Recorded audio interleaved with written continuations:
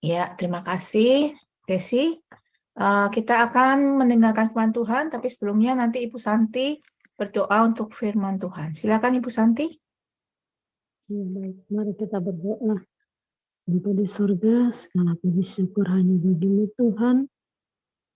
Firman-Mu lah yang memberikan kami kekuatan, yang mengubah kami menjadi manusia baru Tuhan.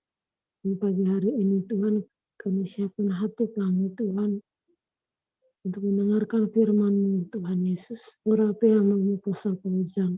Berikan nikmat untuk cakap mengajari kami Tuhan. Berkati kami semua yang mendengarkan dan pagi ini Tuhan. Semoga diberkati, semoga disembuhkan, dipulihkan. Terima kasih Tuhan Yesus. Haleluya. Amin. Ya, terima kasih Ibu Santi.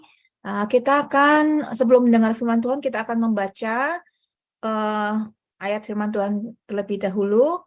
Nanti para lektor ya akan membaca.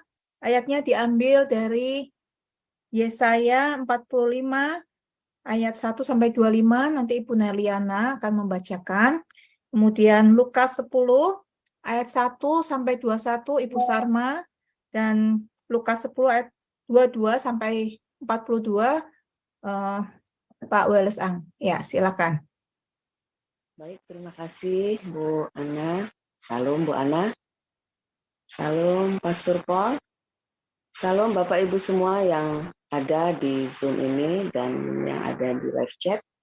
Dan juga salam untuk saudara kami yang nonton kembali siaran hari ini. Terima kasih kepada Tuhan kita Yesus Kristus yang memberi kita hari yang baru dan semangat yang baru. Baiklah, marilah kita sama-sama membaca firman Tuhan dari kitab Yesaya 45 ayat 1 sampai 25. Demikian firman Tuhan. Beginilah firman Tuhan.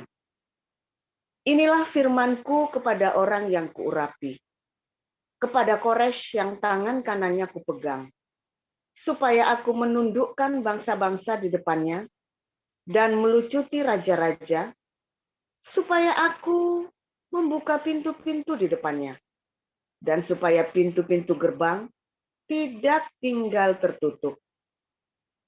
Aku sendiri hendak berjalan di depanmu, dan hendak meratakan gunung-gunung, hendak memecahkan pintu-pintu tembaga, dan hendak mematahkan palang-palang besi. Aku akan memberikan kepadamu harta benda yang terpendam, dan harta kekayaan yang tersembunyi, supaya engkau tahu bahwa akulah Tuhan, Allah Israel, yang memanggil engkau dengan namamu. Oleh karena hambaku Yakub dan Farael dan Israel pilihanku, maka aku memanggil engkau dengan namamu, menggelari engkau, sekalipun engkau tidak mengenal aku. Akulah Tuhan, dan tidak ada yang lain. Kecuali aku, tidak ada Allah.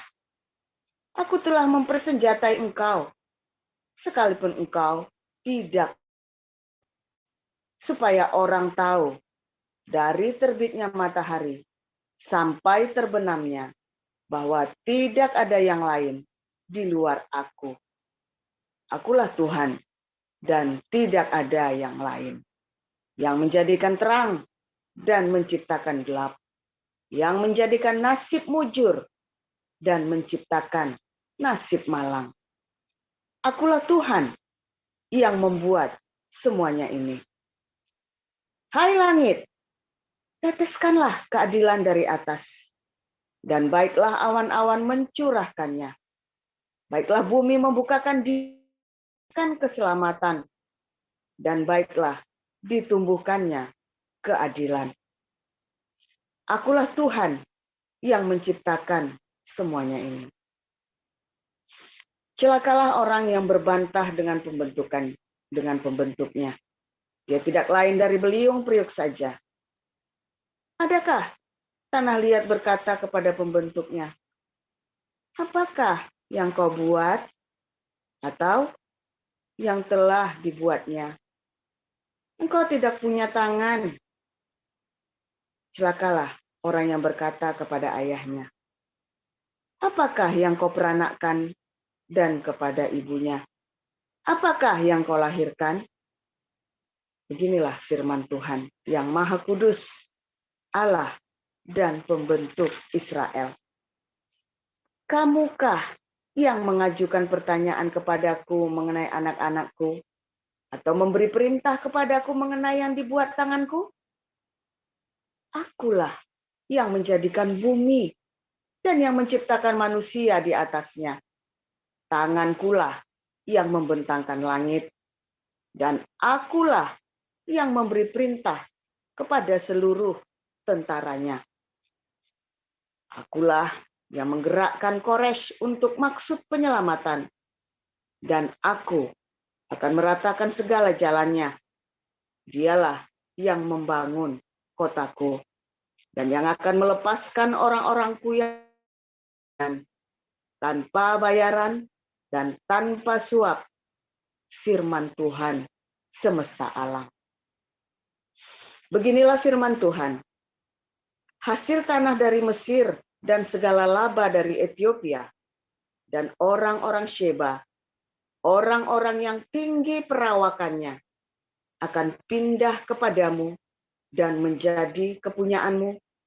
Mereka akan berjalan di belakangmu dengan dirantai. Mereka akan sujud kepadamu dan akan membujuk engkau, katanya. Hanya di tengah-tengahmu ada Allah, dan tidak ada yang lain. Di samping Dia tidak ada Allah. Sungguh, engkau Allah yang menyembunyikan diri, Allah Israel, juru selamat. Tetapi tukang-tukang berhala harus mundur dengan penuh noda. Semuanya akan mendapat malu dan kena noda juga.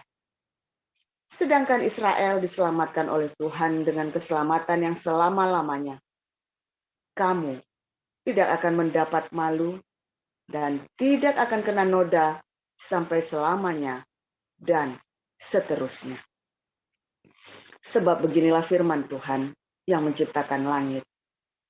Dialah Allah yang membentuk bumi dan menjadikannya, dan yang menegakkannya. Dan Ia menciptakannya bukan supaya kosong, tetapi Ia membentuknya untuk didiami.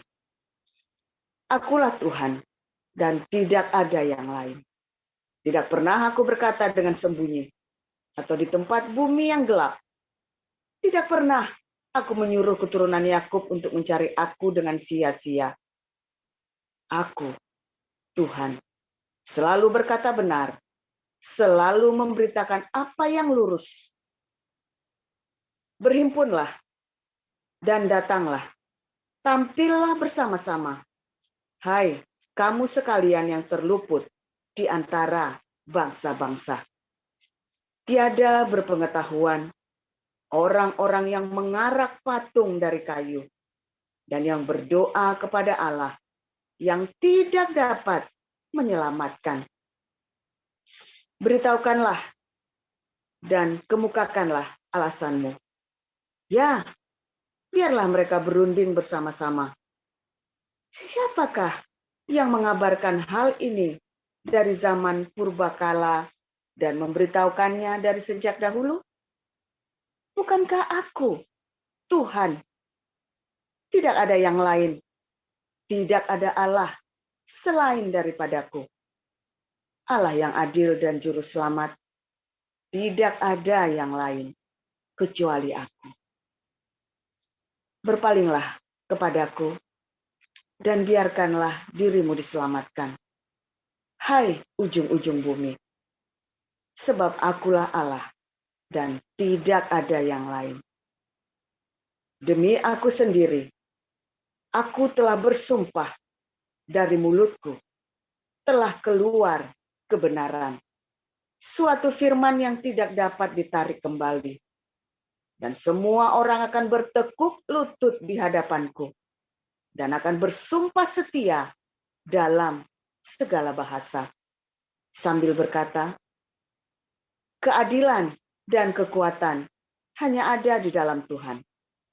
semua orang yang telah bangkit amarahnya terhadap dia akan datang kepadanya dan mendapat malu. Tetapi seluruh keturunan Israel akan nyata benar dan akan bermegah di dalam Tuhan. Demikian pembacaan firman.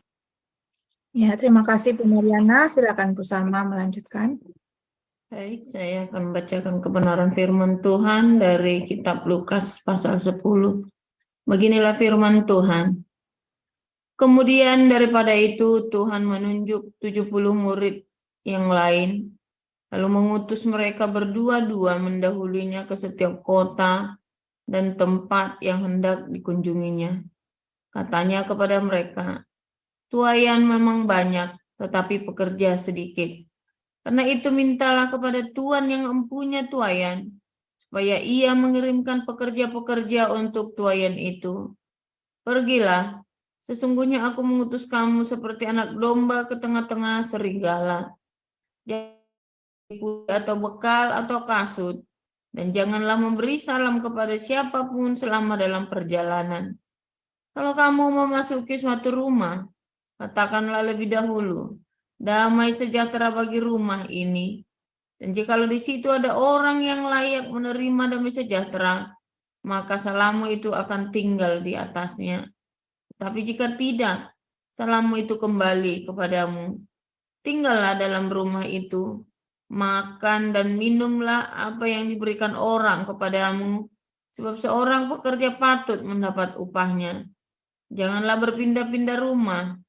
Dan jikalau kamu masuk ke dalam sebuah kota dan kamu diterima di situ, makanlah apa yang dihidangkan kepadamu, dan sembuhkanlah orang-orang sakit yang ada di situ, dan katakanlah kepada mereka, kerajaan Allah sudah dekat padamu. Tetapi jikalau kamu masuk ke dalam sebuah kota dan kamu tidak diterima di situ, pergilah ke jalan-jalan raya kota itu dan serukanlah, juga debu kotamu yang melekat pada kaki kami kebaskan di depanmu. Tetapi ketahuilah ini, kerajaan Allah sudah dekat. Aku berkata kepadamu, pada hari itu Sodom akan lebih ringan tanggungannya daripada kota itu. Celakalah engkau Korazim, celakalah engkau Betsaida, karena jika di Tirus dan di Sidon terjadi mujizat-mujizat yang telah terjadi di tengah-tengah kamu, sudah lama mereka bertobat dan berkabung. Akan tetapi pada waktu penghakiman, tanggungan Tirus dan Sidon akan lebih ringan daripada tanggunganmu. Dan engkau Kapernaum, apakah engkau akan dihinakan? Apakah engkau akan dinaikkan sampai ke langit? Tidak, engkau akan diturunkan sampai ke dunia orang mati. Barang siapa mendengarkan kamu, ia mendengarkan aku, dan barang siapa menolak kamu, ia menolak aku, dan barang siapa menolak aku, ia menolak dia yang mengutus aku. Kemudian ke-70 murid itu kembali dengan gembira dan berkata, Tuhan, juga setan-setan takluk kepada kami demi namamu. Lalu kata Yesus kepada mereka, aku melihat iblis jatuh seperti kilat dari langit. Sesungguhnya aku telah memberikan kuasa kepada kamu untuk menginjak ular dan kalajengking, dan kuasa untuk menahan kekuatan musuh, sehingga tidak ada yang akan membahayakan kamu. Namun demikian janganlah bersukacita karena roh-roh itu takluk kepadamu, tetapi bersukacitalah karena namamu ada terdaftar di surga. Pada waktu itu juga bergembiralah Yesus dalam Roh Kudus dan berkata, aku bersyukur kepadamu Bapa, Tuhan langit dan bumi, karena semuanya itu engkau sembunyikan bagi orang bijak dan orang pandai, tapi engkau nyatakan kepada orang kecil. Ya Bapa, itulah yang berkenan kepadamu. Ayat 22, semua telah diserahkan kepadaku oleh Bapakku, dan tidak ada seorang pun yang tahu siapakah anak selain Bapa, dan siapakah Bapa selain anak, dan orang yang kepadanya anak itu berkenan menyatakan hal itu. Sesudah itu berpalinglah Yesus kepada murid-muridnya tersendiri dan berkata, berbahagialah mata yang melihat apa yang kamu lihat. Karena aku berkata kepadamu, Banyak nabi dan raja ingin melihat apa yang kamu lihat, tetapi tidak melihatnya. Dan ingin mendengar apa yang kamu dengar, tetapi tidak mendengarnya. Pada suatu kali, berdirilah seorang ahli Taurat untuk mencoba Yesus, katanya, "Guru, apa yang harus kuperbuat untuk memperoleh hidup yang kekal?" Jawab Yesus kepadanya, "Apa yang tertulis dalam hukum Taurat? Apa yang kau baca di sana?" Jawab orang itu, "Kasihilah Tuhan Allahmu dengan segenap hatimu, dan dengan segenap jiwamu, dan dengan segenap kekuatanmu, dan dengan segenap akal budimu. Dan kasihilah sesamamu manusia seperti dirimu sendiri." Kata Yesus kepadanya, "Jawabmu itu benar. Perbuatlah demikian, maka engkau akan hidup." Tetapi untuk membenarkan dirinya, orang itu berkata kepada Yesus, "Dan siapakah sesamaku manusia?" Jawab Yesus, Yeriko. Ia jatuh ke tangan penyamun-penyamun yang bukan saja merampoknya habis-habisan, tetapi yang juga memukulnya, meninggalkannya setengah mati. Kebetulan ada seorang imam turun melalui jalan itu. Ia melihat orang itu, tetapi ia melewatinya dari seberang jalan. Demikian juga seorang Lewi datang ke tempat itu. Ketika ia melihat orang itu, ia melewatinya dari seberang jalan. Lalu datang seorang Samaria yang sedang dalam perjalanan ke tempat itu, dan ketika ia melihat orang itu, tergeraklah hatinya oleh belas kasihan. Ia pergi kepadanya lalu membalut luka-lukanya. Sesudah ia menyiraminya dengan minyak dan anggur, kemudian ia menaikkan orang itu ke atas keledai tunggangannya sendiri, lalu membawanya ke tempat penginapan dan merawatnya. Keesokan harinya ia menyerahkan 2 dinar kepada pemilik penginapan itu. Katanya, "Rawatlah dia, dan jika kau belanjakan lebih dari ini, aku akan menggantinya waktu aku kembali." Siapakah di antara ketiga orang ini menurut pendapatmu adalah sesama manusia dari orang yang jatuh ke tangan penyamun itu? Jawab orang itu, "Orang yang telah menunjukkan belas kasihan kepadanya." Kata Yesus kepadanya, "Pergilah dan perbuatlah demikian." Ketika Yesus dan murid-muridnya dalam perjalanan, tibalah ia di sebuah kampung. Seorang perempuan yang bernama Marta menerima dia di rumahnya. Perempuan itu mempunyai seorang saudara yang bernama Maria. Maria ini duduk dekat kaki Tuhan dan terus mendengarkan perkataannya. Sedang Marta sibuk sekali melayani.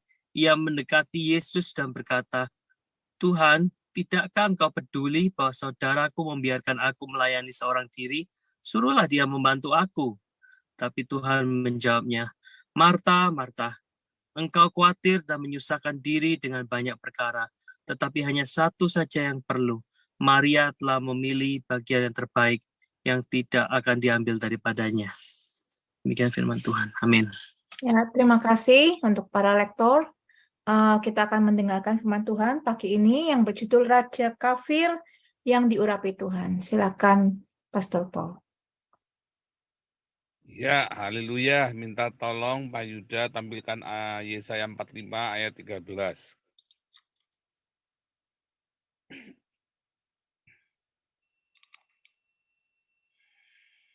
Yesaya 45 yang ayat 13 tadi ya. Minta tolong dikasih warna. Ya, wah ini bagus ya saudara ya. Saudara, Tuhan mengajarkan kepada kita ya untuk Anda tidak diskriminatif saudara ya. Kepada suku, golongan, agama, ya untuk Anda tidak membenci orang yang berbeda dengan Anda. Ya. Berkali-kali Yesus memberikan perumpamaan yang sangat ironi, saudara ya. Sangat ironik sekali. Sangat kontras ya. Bagaimana orang Samaria yang dianggap jahat dan kafir, yang justru menolong orang Yahudi, di mana justru para imam dan orang Lewi tidak peduli.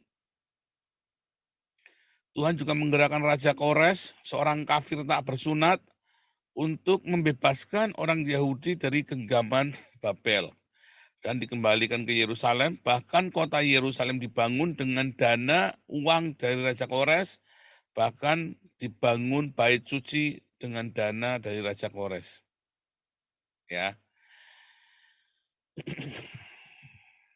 Semua Tuhan berikan ya dengan luar biasa sekali. Ya Tuhan sediakan semuanya, saudara ya. Tuhan sediakan. Nah, saudara, saya akan memberikan sebuah analogi ya, saudara ya. Saudara tahu belatung? Nah, kenapa Tuhan menciptakan belatung, saudara ya? Belatung itu singgat itu loh, larvanya lalat, saudara ya. Kenapa Tuhan menciptakan belatung? Kenapa Tuhan menciptakan jamur dan bakteri? Bakteri itu ya kalau sudah berkumpul, apa bedanya jamur dengan bakteri? Jamur itu membuat kalau dia hinggap di satu ini ya organisme atau bahan organik kulitnya kita atau tumbuhan tanaman. Kalau jamur itu bikin kering, saudara ya, sehingga nanti akan ada debu-debu gitu ya, itu sporanya itu ya. Kalau udah kering, baik itu jamur itu nempel pada apa daging atau pada tanaman ya, maka atau pada kulit sepatu ya, maka dia akan menghasilkan debu karena jamur itu bikin kering. Kalau bakteri itu bikin basah ya. Residunya dia itu basah, menyek gitu ya. Nah, lalu ada belatung, saudara ya. Itu binatang-binatang yang menjijikan. Ada cacing, itu binatang-binatang yang menjijikan. Ya, kenapa Tuhan ciptakan binatang-binatang seperti itu, saudara? Kenapa Tuhan ciptakan binatang-binatang seperti komodo, ya, yang memangsa bangkai ya, pemakan bangkai. Mengapa Tuhan ciptakan binatang-binatang seperti itu, saudara? Setiap makhluk hidup, setiap hal, setiap yang ada di muka di dalam alam semesta ini punya peranan masing-masing, saudara ya. Ada peranannya masing-masing. Nah, ada peranan seperti domba yang dipakai untuk persembahan korban syukur, saudara ya, yang kudus bagi orang-orang Israel. Kenapa nggak boleh pakai babi? Kenapa nggak boleh pakai apalagi komodo ya, saudara ya? Kenapa nggak boleh pakai ular? Ya, kenapa orang Israel tidak makan belatung, makan belalang tapi bukan belatung, saudara? Mengapa, saudara? Masing-masing ada peruntukannya, ya, ada peruntukannya masing-masing.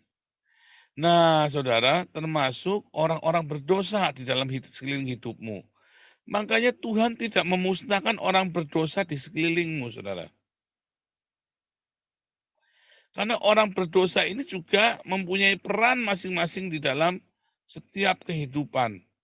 Ya, baik orang berdosa yang berinteraksi dengan Anda, maupun orang berdosa atau orang kafir yang tidak berinteraksi dengan Anda, semuanya ada peranannya masing-masing, saudara. Wah, Tuhan berarti curang dong memanfaatkan. Oh bukan, saudara. Mereka sendiri yang memilih. Ada tisu yang buat bersihin kotoran di toilet, ada tisu yang buat make up, saudara. Ya, yang buat ngelap mulutmu, saudara ya. Nah, kalau barang-barang itu kita yang tentuin. Tapi kalau kita manusia, makhluk hidup, ya manusia ya, kita sendiri yang menentukan diri kita ini mau jadi tukang bersih-bersih. Ya, kita mau jadi untuk melakukan pekerjaan yang najis, atau kita mau melakukan pekerjaan yang kudus. Oh, kita yang pilih, saudara. Kalau saya jelas mau pilih pekerjaan yang kudus. Yang kudus itu bukan berarti Anda bersihin sampah itu kudus, Bu. Ya, bersihin sampah itu najis, bukan. Yang dimaksud adalah ada yang memilih untuk menjadi pelacur. Ada yang memilih ya, ini pilihan. Jadi pelacur karena apa? Capek-capekan pengen beli handphone baru, dia jual diri, ya kan? Ada yang memilih untuk menipu, ada yang memilih untuk nilai donasi, saudara. Ada yang memilih untuk ya jadi pendeta buat apa namanya, teriak supaya dapat uang perpuluhan. Ya, dapat bisa beli mobil bagus dan sebagainya. Semua itu adalah pilihan. Ya, ada yang memilih untuk menyerahkan hidupnya kepada Tuhan dengan tulus hati. Semua adalah pilihan, saudara. Nah, dari semua pilihan-pilihan itu, dari semua fungsi-fungsi itu, maka ada orang-orang berdosa yang kerjanya membunuh orang. ada orang-orang berdosa yang kerjanya adalah untuk melakukan perkara-perkara yang nggak benar, ya kan? Dipakai untuk nipu orang lain. Tuhan pakai dia untuk nipu orang lain sehingga orang-orang ya mendapatkan balasan dari perbuatannya. Dipakai untuk membunuh, memperkosa bahkan saudara ya. Perkosa, membunuh, rampok, kayak itu yang suka teriak-teriak bubar-bubar itu kan. Bubar, bubar, bubar. Wah, terus diperkosa, kafir perkosa. Tuhan pakai mereka, saudara. Tuhan pakai mereka ya untuk membakar gereja, untuk bubarin Natal. Tuhan pakai mereka, saudara. Lalu Tuhan pakai orang yang lain lagi untuk itu tadi, untuk membuat mereka jerah. Ya, ada yang kentutin Alkitab, ada yang macam-macam, semua akan bereaksi dalam suatu jalinan kehidupan, saudara. Dan semua ada fungsinya. Dan Tuhan itu luar biasa, dia manage seluruh bumi itu. Itu tetap di bawah pengawasan Tuhan. Ya, makanya kita sering dengar ada hukuman yang dari Tuhan, ya orang, karena semua itu memang di bawah satu sistem. Tuhanlah yang mengizinkan membuat semua itu terjadi. Itu yang dimaksud ya. Makanya narasinya bilang roh jahat yang dari Tuhan, hukuman yang dari Tuhan. Begitu ya. Tetapi kita harus menyadari bahwa semua itu terjadi. Kenapa orang yang bakar gereja itu nggak dibunuh sama Tuhan? Kenapa orang yang suka bubar itu nggak langsung dibunuh saat itu sama Tuhan? Kan banyak orang berdoa begitu, Tuhan, kenapa Tuhan yang memperkosa aku nggak langsung dibunuh sama Tuhan? Bahkan dia bisa kawin lagi sampai istrinya 4. Hidupnya kaya raya lagi. Ya kan? Anda kan melihat begitu kan? Mana keadilan Tuhan, akhirnya Anda pahit hidupnya. Pendeta-pendeta ya yang gerejanya dibakar, ya orang-orang Tionghoa yang anaknya diperkosa. Mana keadilan Tuhan? Ya, ibu-ibu anaknya mati dalam perang, ya kan? Atau kena bom kemarin di masjid itu kan, di Pakistan. Di mana keadilan Tuhan? Anakku ini orang baik-baik. Ya, kenapa? Kena bom. Semua ada masing-masing, saudara. Saudara kudu bisa bisa terima itu ada kenyataan seperti itu. Bahkan Anda dipakai Tuhan ya untuk menjadi proses bagi orang lain. Kita semua, saudara. Jadi setiap kita ini ada di dalam his story, di dalam kisahnya, saudara. Nggak ada yang luput, orang berdosa, orang baik, semua dalam his story. Tetapi Anda mau jadi apa di dalam his story itu, di dalam kisahnya itu? Anda mau jadi antagonisnya, atau Anda menjadi anak-anak terang yang menjadi tokoh di dalam ini tadi. Lihat Anda baca Alkitab, ada Goliat, ada Saul, ada Nabi Nathan, ada Daud, ya kan? Ada Yesus, ada 12 murid, ada Yudas Iskariot, ya kan? Ada Paulus, dan saudara melihat di situ ada ahli-ahli Taurat, orang-orang Farisi, ya, ada Hanas, Kayafas, dan saudara juga melihat ada Abraham, ada juga Nimrod, ya, ada Yakub, ada Esau. Anda mau pilih jadi yang mana di dalam his story? Itu adalah sebuah wayang. Alkitab ini sebuah bayangan dalam kehidupanmu, saudara. Alkitab ini adalah gambaran dalam hidupmu, cerita di dalam hidupmu.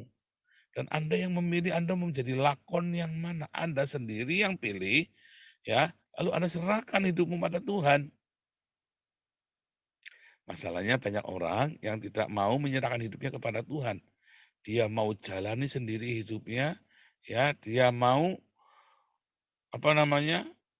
menantang Tuhan, ya.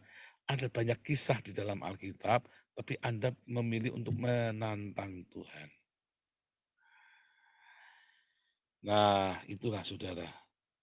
Makanya akhirnya kita hidup di dalam berbagai macam penderitaan. Karena kita menantang Tuhan. Ya. Tapi ada orang-orang yang membiarkan dirinya diproses oleh Tuhan. Dia mau saudara berserah, ya lagi diproses, lagi dihina, dia izinkan hinaan itu terjadi. Ya, wah pokoknya terus malah tantang lain, oh jangan sebut nama saya Paul, kalau kamu hina saya, enggak saya balas kamu. Oh berapa banyak saudara yang suka begitu saudara. Nah saudara kan terus bolak-balik ngulangin lagi saudara. Terus mengulangi lagi. Akhirnya saudara lelah. Dan ketika saudara lelah, kayak saya, saudara. Saya lelah waktu itu ya. Kenapa saya jadi jahat? 2010, 2013 saya jadi jahat. Saya lelah jadi orang baik. Saya lelah dengan proses yang dari Tuhan. Mengapa saya lelah? Karena saya dengan kekuatan sendiri. Ya, wah, saya ini orang baik. Wah, hati ini marah, saya jadi orang munafik. Harusnya gimana? Harusnya saudara, ya, ketika saudara diproses, dihina, ya, saudara tetap memandang kepada Tuhan Yesus. Apa itu memandang kepada Tuhan Yesus? Saudara isi hidupmu dengan firman Tuhan. Dan firman Tuhan itu adalah firman Tuhan disertai dengan cinta, bukan dengan kemarahan. Walaupun Anda marah, tetapi bukan penuh dengan kemarahan. Difitnah, siapa yang nggak marah, saudara? Ketika ditagih hutangnya, dan orang itu menghina Anda, sambil nagih hutang, sambil kamu memang lagi di bawah, udah di bawah, diinjak, ditagih hutangnya sambil menghina. Kayak kemarin saya nggak hutang, tapi dipalak duitnya buat ngasih, mau ditilep duitnya, karena nggak berhasil, istri saya dihina-hina, saudara ya. Nah, lalu bagaimana responnya? Ya sudah, biarin saja. Ya kan, kita bercandain saja. Cuman kita langsung tahu watak orang ini. Bukan berarti terus kita nurut supaya jangan ribut. Oh jangan takut ribut saudara ya. Jangan takut diributin maksudnya ya. Anda nggak usah bertengkar. Tapi orang-orang Islam lalu ngambil video, oh, si Paul ini bertengkar masalah donasi. Enggak ya, saya nggak bertengkar ya. Dia yang ributin saya. Orang-orang ini yang ributin saya saudara ya. Saya mah nggak pernah berebut donasi sama mereka, nggak level lagi. Ya kan. Nah orang-orang ini ribut. Ya kan, sampai menghina istri saya, menghina orang tua saya. Biarin saja, saudara. Biarkan saja. Akibatnya apa, saudara? Berkat melimpah dalam hidup kita. Ya, promosi datang dari Tuhan. Nah, saya mau kasih satu ayat ya, saudara. Tolong carikan ayatnya Pak Yuda. Berbahagialah orang yang rendah hati, karena ia akan memiliki bumi. Nah, ini Pak Yuda tolong carikan ya. Berbahagialah orang yang rendah hati, karena ia memiliki bumi. Saya kasih satu, saudara ya. Ayat itu, saudara nanti ingat-ingat. Nah, apa sih yang dimaksud rendah hati, saudara? Apa yang dimaksud dengan memiliki bumi? Ya kan? Nah, banyak kali orang-orang ini dipakai Tuhan untuk baik orang yang baik orang yang tidak baik, dipakai untuk memproses hidup kita. Ya, Raja Kores orang jahat dipakai itu, saudara. Ya, orang Samaria dipakai Tuhan untuk menolong orang Yahudi. Raja Kores dipakai Tuhan untuk menolong orang Yahudi, saudara. Lihat, ini orang kafir, saudara. Ya, ini orang-orang, sorry, kalau saya bilang kafir, maksudnya saya menyamakannya dengan Islam gitu ya, orang kafir gitu ya. Tapi kalau kata kafir yang benar itu adalah sudah didamaikan, kata kafir itu ya. Jadi salah kaprah. Nanti mulai besok kita nggak pakai istilah ini lagi ya, saudara ya. Karena kata kafir itu di dalam Alkitab maknanya bagus, saudara ya. Pendamaian sebetulnya. Tapi saya lagi cerita, ini orang-orang yang di luar Tuhan, bukan orang percaya, goyim, atau orang-orang yang najis pokoknya ya. Bukan yang ini, bukan yang di Matius, sebab ada kata yang lebih tepat. Ini Matius 5 ayat 5 ini ngambil dari Mazmur, berbahagia orang yang rendah hati, karena ia akan memiliki bumi. Ya, berbahagia orang yang rendah hati. Mau dari mana ya? Nah, itu coba lihat, itu diklik Matius 5-nya, itu ngambil dari mana tuh?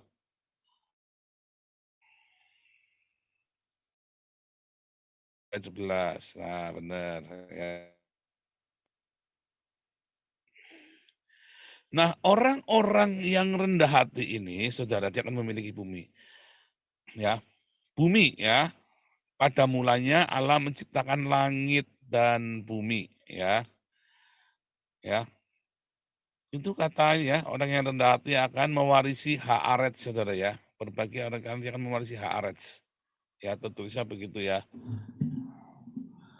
Pada mulanya Allah menciptakan langit dan bumi, saudaraku. Apakah langit dan bumi?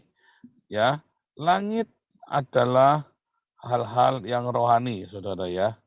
Langit adalah hal-hal yang rohani. Bumi adalah hal-hal jasmani atau materi. Ya, adalah hal yang jasmani. Ya. Kejadian 1 ayat 1, langit itu adalah hal yang rohani, bumi itu adalah hal-hal material. Materi, uang, rumah, mobil, itu materi. Baju, kacamata itu materi, saudara ya. Nah, materi ini bisa air, ya, bisa kaca, padat, zat padat, gas, cair. Nah, cuma sekarang saya mau arahkan Anda, materi ini adalah ya segala harta benda. Harta benda. Karena saya ganti materi harta. Karena harta benda juga materi, saudara.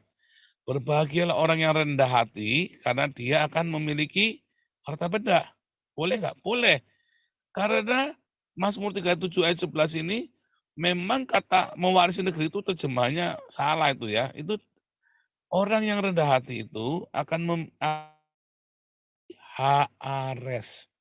Haaretz itu adalah yang materi tadi, jasmani, materi. Orang yang rendah hati akan memiliki materi, saudara. Berkat-berkat dari seluruh bumi, orang baik, orang tidak baik, itu akan datang kepada orang yang rendah hati.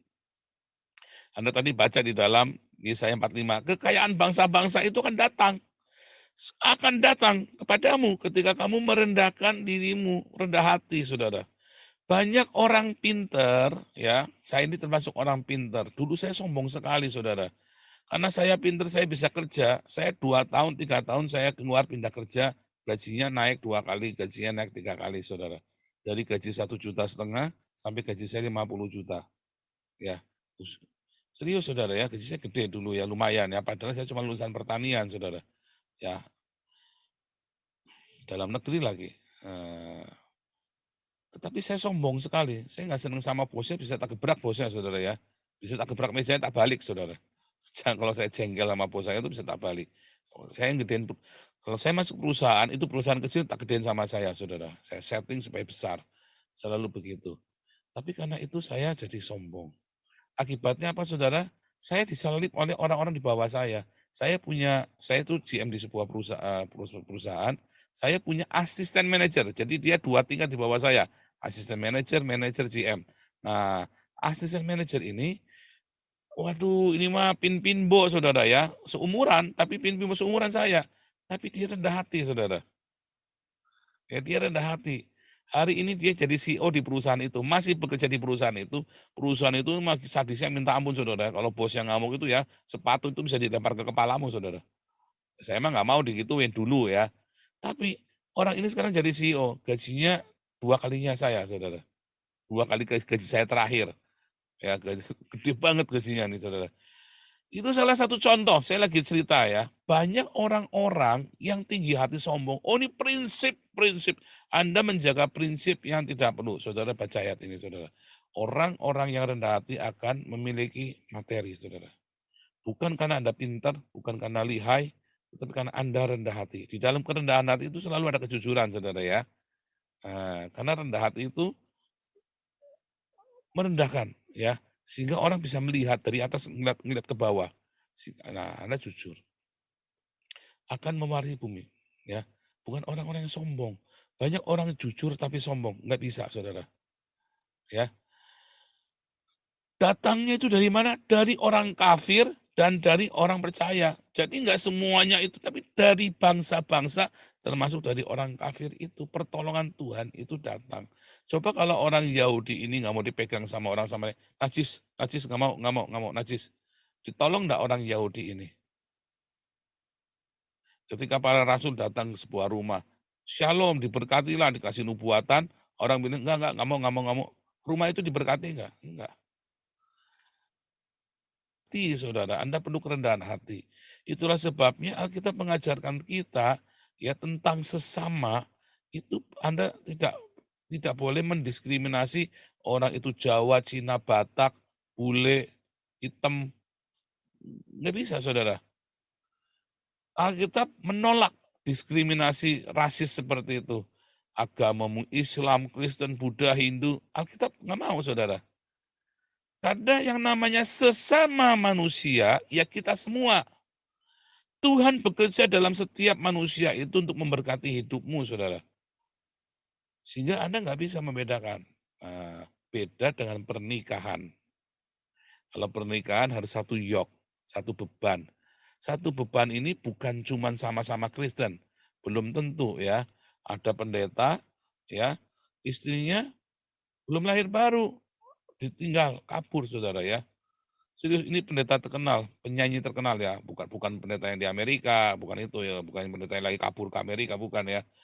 Itu bukan pendeta juga, tetapi pada pendeta penyanyi, ya penyanyi rohani yang terkenal, istrinya kabur. Ya, ada dulu dalam komunitas kita juga ada seorang inilah pemuda yang militan. Nah, istrinya juga kabur. Kenapa banyak pendeta istrinya kabur, saudara? Karena dia cuma cari cantik, dia cuma cari muda, dia cuma cari apa, saudara, yang lahiriah. Yoknya nggak sama-sama Kristen, sama-sama pelayanan, tapi yok gandarnya kayak lembu itu kan sepasang. Nah, kecuali pernikahan. Tapi yang lain-lain, saudara, Anda tidak bisa mendiskriminasi. Boleh nggak orang Jawa menikah dengan orang Cina? Boleh, saudara. Yang penting satu yoknya. Artinya jangan yang satunya orang keraton banget, satunya orang Cinanya Cina banget, saudara ya. Nggak nyambung, ribut nanti, saudara. Jadi yang sama-sama sudah mengerti, yang orang Jawanya tahu bagaimana menjadi orang Tionghoa, orang Tionghoanya tahu bagaimana kultur Jawa, maka mereka bisa. Itu maksudnya satu yok. Ya, tetapi kalau orang Kristen sama Islam, ya kalau sama-sama, kalau orang Kristennya ini belum lahir baru, ya nggak masalah, saudara, nikah dengan orang Islam. Loh kok bisa? Iya nggak apa-apa, memang kenapa dia juga belum lahir baru, belum tentu selamat. Ya kan? Masih bahagia nggak? Ya belum tentu. Tapi kalau dia sama-sama di dalam Tuhan seperti saya dengan istri saya, kami melayani sama-sama, kita bertumbuh sama-sama. Itu satu yok, saudara. Kami pernah mengalami masa yang berat 4 tahun, tapi karena satu yok.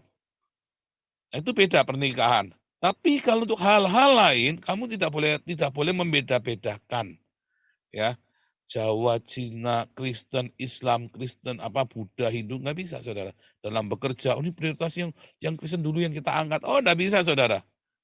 Di dalam kantor, Anda nggak bisa. Yang Kristen dulu yang kita angkat. Cuma sakit hati kamu nanti, saudara. Sakit hati, ya. Ternyata banyak orang-orang yang bukan Kristen yang juga bagus.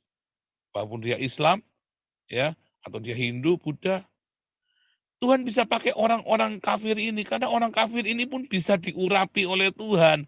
Jangan ngomong yang diurapi ini cuma orang Kristen, saudara.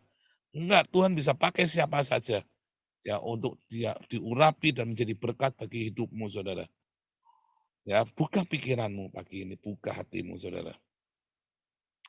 Buka mindsetmu, ya. Buka, saudara ya. Jadi saya tidak tahu apa yang saudara tangkap dari firman Tuhan pagi hari ini, ya. Seberapa jauh saudara mengerti yang saya masukkan. Ya, tetapi besok kita akan terus melanjutkan tentang kerendahan hati ini, saudara ya. Ini baru awal ya.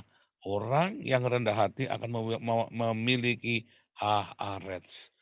Berkat-berkat jasmani itu akan datang kepada orang-orang yang rendah hati. Karirmu bagus, uangmu juga bagus. Serius, saudara ya. Lah Anda baru diomongin sedikit sudah tersinggungan, baru mau ditolong, ya gara-gara Anda tidak sesuai dengan prosedurnya, kita mau tolong Anda nih ya. Tapi Anda tidak sesuai prosedur, langsung ngacir. Ya kan. Nah, ya terserah. Ya kan.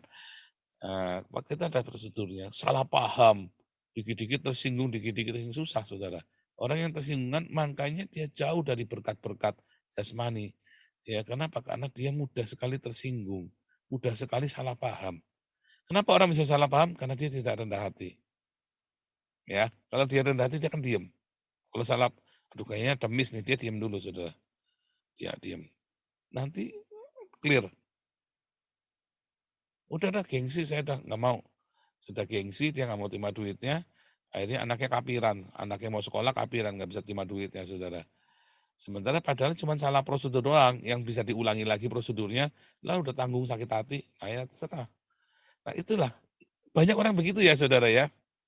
Ya, banyak kan yang begitu kan. Nah, orang yang rendah hati akan mewarisi bumi.